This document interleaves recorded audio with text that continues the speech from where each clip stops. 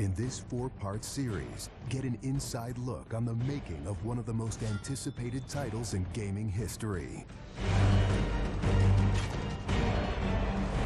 This is Inside Assassin's Creed 3.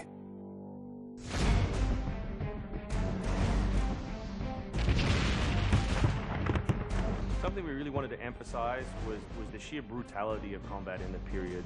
We've all seen the paintings of the revolution, and death is glorified, death is angelic, but it wasn't that way on the battlefield. It was a brutal conflict.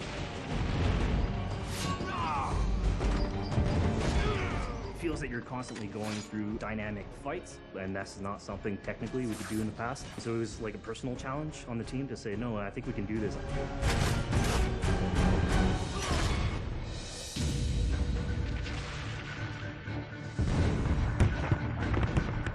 These armies are filled with different types of weapons. So, you have everything from muskets, you have grenadiers, you have guys with boarding axes. Being shot by a musket would be an awfully painful way to go. The caliber size of the ball was at least 3 or 4 times as large as anything that any modern military is using today. After the muskets were discharged, they would charge with their bayonets. What basically is a giant spear, and he has every intention of running that through you. They would shoot and then they would march, and that hand-to-hand combat was really brutal. And whether it's people using a bayonet affixed on the end of a musket, a small hatchet, this is a kind of killing that is very mano a mano.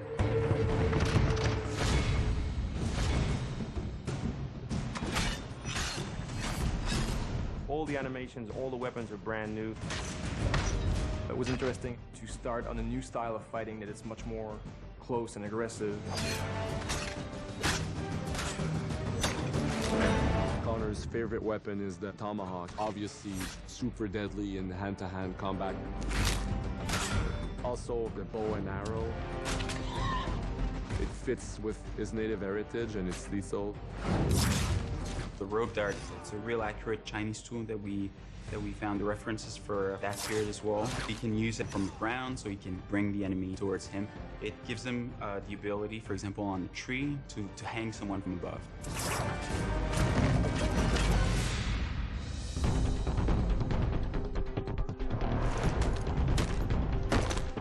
In Assassin's Creed 3, the one thing that we decided to do is to revamp the fight system from scratch. We wanted the skill in the combat in the game to be about transitioning from character to character by choosing the right moves, by performing them correctly. It allows you to basically mow your way through large numbers of people if you're good enough without stopping. What do you do if you go into a bunch of guys with muskets and they try and shoot you? So we had to figure out, can you dodge them? Can you run away? And we've added all these options, but our big one is the meat shield, where you can grab a guy and just he gets shot instead. Our mocap guys are stuntmen. We spend a long time with them rehearsing and figuring out exactly what would be the greatest choreography for it to go through, like multiple people. Connor is trained in a very different style of fighting to the British soldiers. The close quarters flow of the combat that's happening between the punches, the kicks, and everything else is indicative of what happens in the real world.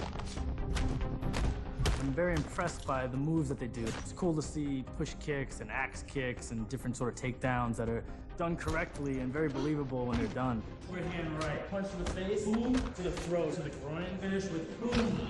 This is something new for us that we're really proud of. It's fast, it's fluid, and you go through these guys like butter.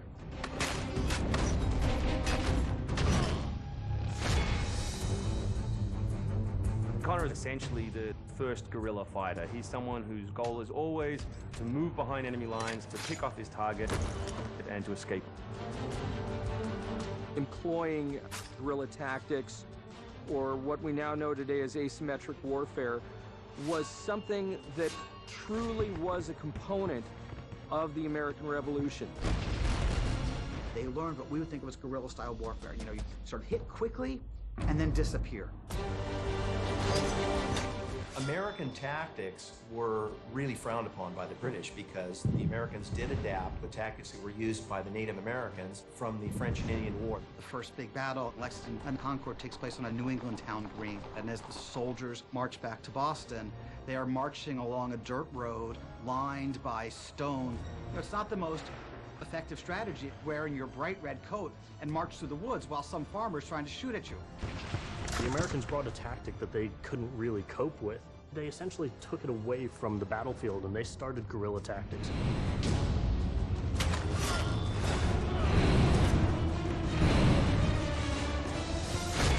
Next time on Inside Assassin's Creed 3, the hero behind the war. Connor is the hero of the American Revolution. He's a bit more like Dirty Harry. Connor is the current day Special Forces soldier. Silent, stealthy. He's fighting for freedom and he's fighting against tyranny.